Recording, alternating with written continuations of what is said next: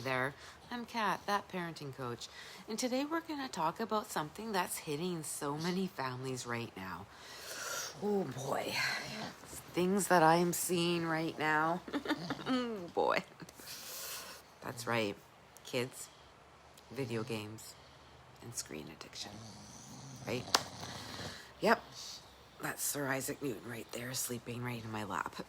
Okay, so let's be real about this conversation though. Like, have you noticed your child has lost interest in things that they used to love to do? No, seriously. Playing outside? Do they even go outside? Hanging out with friends? When's the last time you had a friend over? Pokemon cards, Legos, sports, drawing, reading, even just sitting around and talking with you, being part of the family, wanting to go to the store with you, wanting to go out, right? And now, all they want to do is play video games. Oh, and it becomes a fight. Oh, yes, it does. It has become a fight to get them off the computer, a fight to get them to eat, a fight to get them to go to bed, and sometimes even a fight to get them to go to school. Right? Does that sound familiar? I know. And if you're nodding your head right now, know this. You are not alone. Video games are designed to make our kids addicted to them, but that's a whole other video. So what's actually happening in their little brains when they are playing with the video games? Now we have to remember our brains develop until like we're 26 plus, right? So the kiddo's brain isn't even fully developed yet. And every time your child is playing a video game, their brain is getting hit with dopamine. Now we know dopamine's a good thing. You know, dopamine is the feel-good chemical, 100%. It gives us motivation, pleasure, and reward. So this is something that's good. It's supposed to show us and show up when we do things that keep us alive and connected, like eating, moving our bodies, laughing, accomplishing something, or even just being with people who love us, who we love, that fill us up. Dopamine is being produced and released at those times. Okay, but video games? Well, video games, they hijack that system. They give your child a false flood of dopamine. Oh, and believe me, it's intense. It's immediate, and it doesn't require any effort. It is like instant dopamine hit.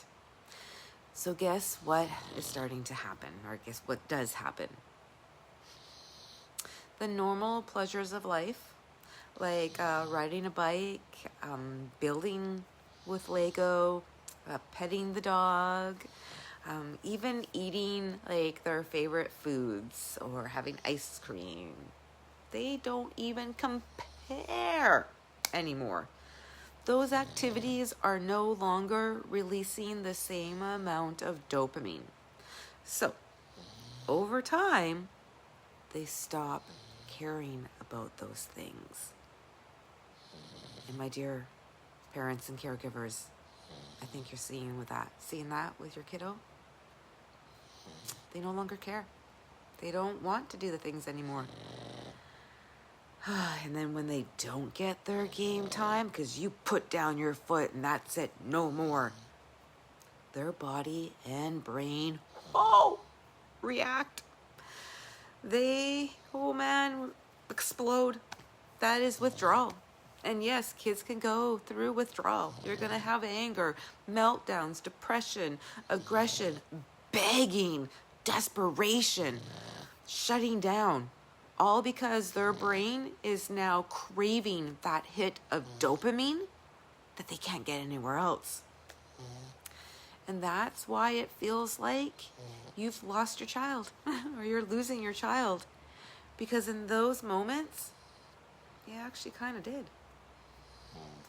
The real child, the one who laughs, connects, creates, gets buried underneath that addiction. And And yeah, that's what I'm going to call it. It is screen addiction. So addiction isn't just about drugs or alcohol, gambling or sex, right? It's about anything that takes over the brain's reward system. So much so that you need more and more just to feel okay. And when you don't get it, you crash. You just crash. That's what's happening with gaming and screens. Ugh.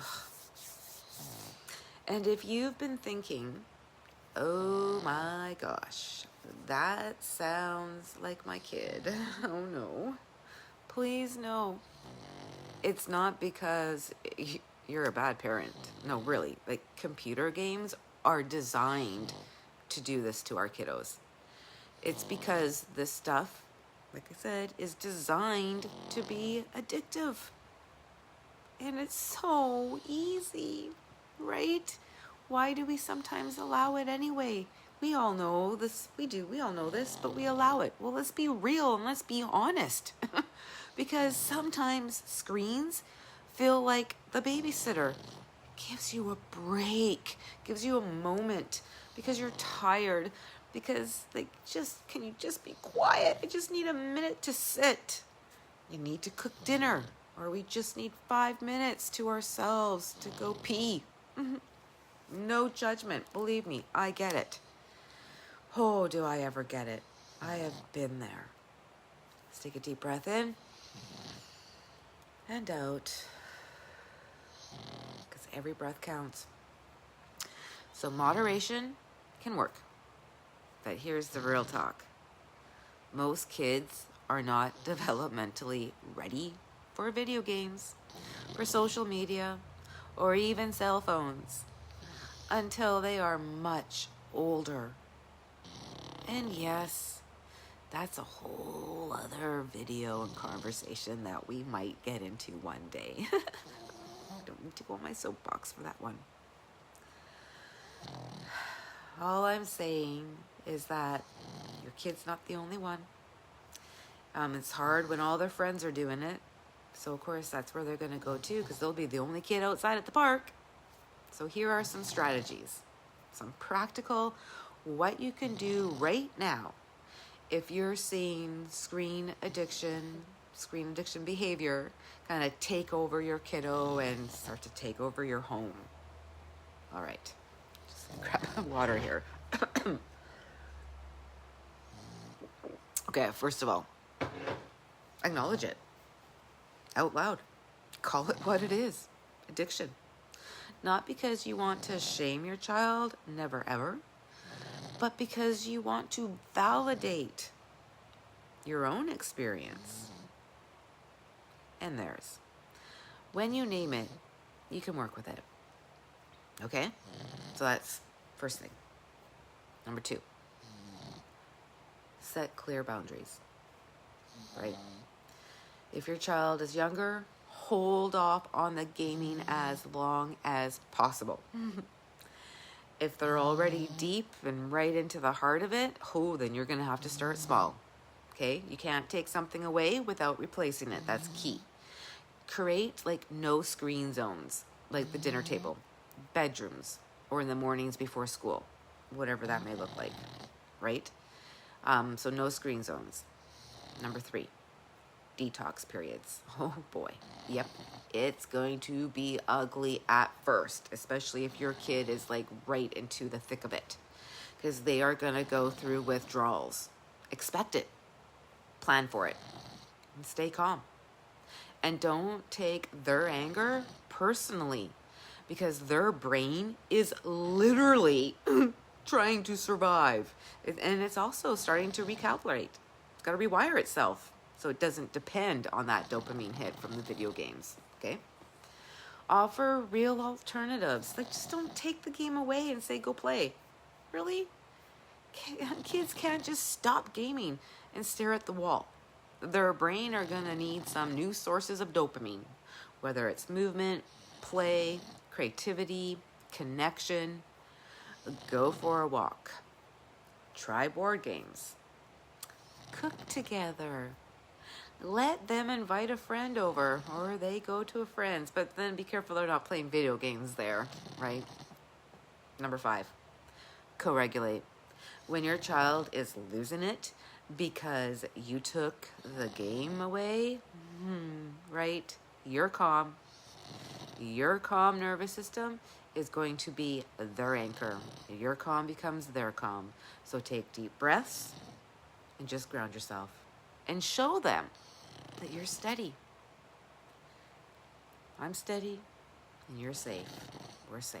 And just keep breathing. Number 6, kids are going to do what they see before what they're told. So model it, right? If our kids see us on our phones scrolling endlessly, or we're always watching TV, or we're always on the computer, if we want them off the screens, then we've got to show them what life looks like without being glued to one, right? Kids only know what they see. So yeah, let's take a deep breath in and out, because every breath counts, let me tell you. All right, so let's kind of bring it all back in so I can end this for you. If you made it this far, yay, thank you. Hit subscribe so we can grow this community, because parenting is hard and you don't need to do it alone. But I do want you to know this. If you've been feeling like you've lost your child to gaming, you are not imagining it, and you are not alone. Addiction, gaming addiction, changes kids, but the change isn't permanent. Our brains are flexible, their brains are still growing, and our nervous systems can heal.